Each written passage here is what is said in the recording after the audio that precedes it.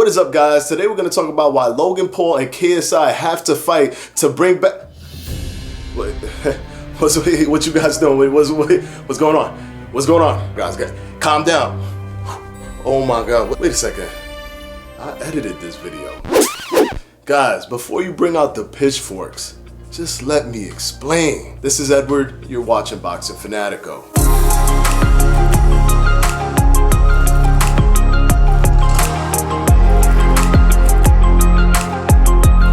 Okay, so before I start this video of why I believe Logan Paul and KSI need to fight to save boxing, I want to make a quick disclaimer. If you are new to boxing or you don't know anything about boxing, I welcome you to this channel. This channel is not to push out people who are trying to learn about boxing, who just want to know a few things and be out. I completely understand that. And that's why I built this channel. That's why I have videos like the rules of boxing or how boxing fights are scored, to let people into the community, not out. And to the die-hard fans, believe me, I am part of the die-hard fan community. I've been watching and studying and even partaking in boxing since I was a little kid. I don't just know the big names like Floyd and Manny. I revere historical fights like George Foreman versus Michael Moore, where Foreman became the oldest heavyweight champion at the time. I've watched fights from Julio Cesar Chavez Sr., Mildred Taylor, Sugar Ray Leonard, my favorite, Sugar Ray Robinson. I've gone back and watched those fights. I've seen fights with Willie Pep, Archie Moore, Rocky Marciano, the great Nassim Hamed, Marco Antonio Barrera, Juan Manuel Marquez, Pernell Whitaker, Roberto Duran, and the list goes on and on. I respect the sport of boxing.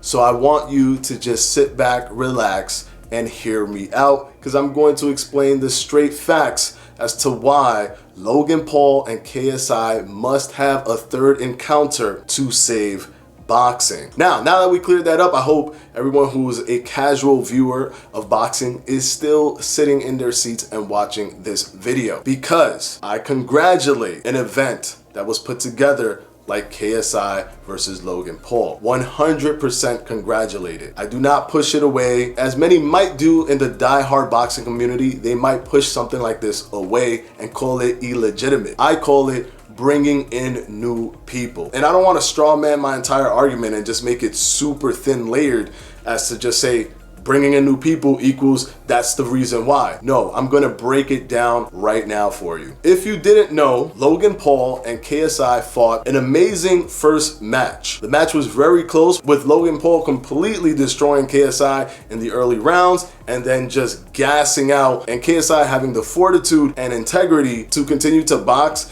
maintain his energy at a high level, and then brought the fight to Logan Paul. That fight was considered a draw. That first fight, I watched and scored it for KSI because he came in so strong early enough, in my opinion, to take the fight. But it was ruled a draw, and I was okay with that decision because the fight was that close. It could have gone either way. If someone had told me that Logan Paul won the fight, I would find that to be a legitimate choice. I chose KSI based on my personal scoring of that fight. In the second encounter, the fight was absolutely fantastic. To me, the second fight eclipsed the first fight. The second fight even included a knockdown where Logan Paul legitimately knocked KSI down, and KSI got up and you can tell he was visibly hurt. He was wobbly. It was super exciting. But in that same moment, there was an unprecedented point deduction, and that unprecedented point deduction was taken from Logan Paul. The referee found it in his discretion to, instead of taking the normal 1 point away for a foul, he took 2 points away from Logan Paul. This created a scenario where it would have been either a draw or a win for Logan Paul, but it ended up being a win for KSI. So although on paper the first fight was a draw, the second fight was a win for KSI, KSI may feel that he's cleaned that up, but in reality there are still unanswered questions because it wasn't a clean win. So with that understanding, just on the merit of competition alone, they should fight each other for a third time. Now let me pause on the casual viewer for 1 second and just talk to the die-hard fans. For all you die-hard fans that say I'm ridiculous and foolish to think that that fight was spectacular because they're not high-level boxers, what's inherent in what we love in boxing is not if the person is the best. The true soul and ethos of what we enjoy when we're looking at the squared circle and seeing two fighters fight each other is an even playing field, when the fight is 50-50, when we don't know who is going to win. That is when there's the most excitement. And when that is presented to us and both fighters give it their all, leave everything in the ring, leave it all in the ring, we appreciate it no matter what. And if you've watched the fight and you said that you did not enjoy the fight, you're fooling yourself simply to try to stay within the clique of being a die-hard boxing fan. Be honest to yourself. Based on skill level, they were both very close to each other and they both gave it all they had and gave us an exciting fight. Now, casual viewer of boxing, welcome back. Now that we got all of those logistics out of the way, all of the competitiveness of it, and the guilty pleasure of trying to admit that that fight was an entertaining fight, let's talk about the state of boxing. Right now, we are suffering through a pandemic event, and boxing was not doing too well before the pandemic event, which means that there is no revenue coming in within the boxing industry in terms of fans watching fights, either through ratings or through pay-per-view. So what ends up happening is that during this pandemic event that's also affecting people financially, they start cutting things off monthly that they don't need. And one perfect example is DAZN. DAZN is on a chopping block because why have it, especially if they're not going to give you boxing content because they can't put boxers together. And then on top of that, you might be financially strained because of the pandemic event. So you have zero interest and zero motivation to continue to stream DAZN. You're not going to be paying a monthly payment to stream something that was old. You want new content. So if you're thinking, this is all hypothetical, there's no way that DAZN is actually having financial troubles because of this pandemic. And even Eddie Hearns was quoted as saying, listen, DAZN is fine, nothing's gonna happen to them. But unfortunately, just a few days ago, the chief executive at DAZN, Simon Denyer, was quoted as saying this. Speaking about the pandemic that we're currently on, the biggest disaster to hit the sports world in 75 years, and the biggest challenge our business has faced ever. That's right, guys. They are in financial strain. As a matter of fact, back in October, DAZN was actually lobbying Goldman Sachs to help them raise about $500 million so that they can continue to try to expand. Unfortunately, the pandemic started to grow and Goldman Sachs pulled the plug on raising those $500 million.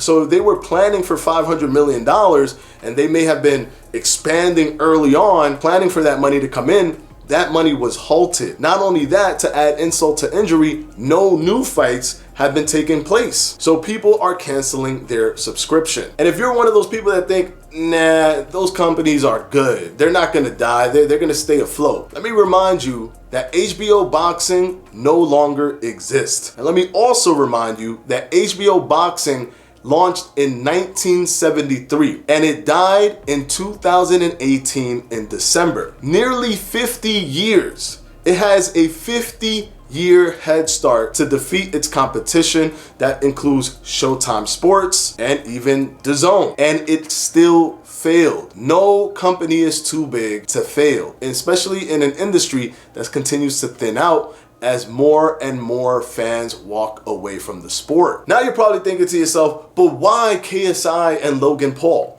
Why not, I don't know, Canelo Alvarez or Manny Pacquiao or Errol Spence Jr. or Terrence Crawford? Why not those? Why can they not elevate DAZN? And this might bother you a little bit, but the fact is that KSI versus Logan Paul's fight, remember, they already fought. They fought the first time around and it carried the most viewership at the time for a live event on YouTube. Their second fight that asked all of the people who watched them on YouTube to make that leap to get DAZN and purchase the pay-per-view. The fight to this day is among the top 5 ever streamed on DAZN, ever among the top 5. And within boxing only, this is top 5 with all sports included. Within boxing alone, it's top 3, falling only behind Joshua versus Ruiz 2, which is number 1, Canelo Alvarez versus Kovalev, which is number 2, and then Logan Paul versus KSI, which is number 3. That's it. It's top 3 in DAZN's entire history. There were a lot of great fights. Canelo Alvarez, Daniel Jacobs, there were a lot of good ones, but Logan Paul versus KSI is in the top 3. Okay, so you're probably thinking, great, well, the Canelo fight is above it, so why not a Canelo fight? Or great, the Joshua fight is above it, why not one of those? Because that's going to be fueled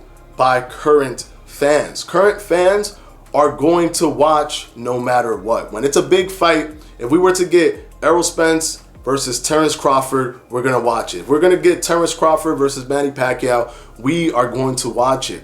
We need new fans.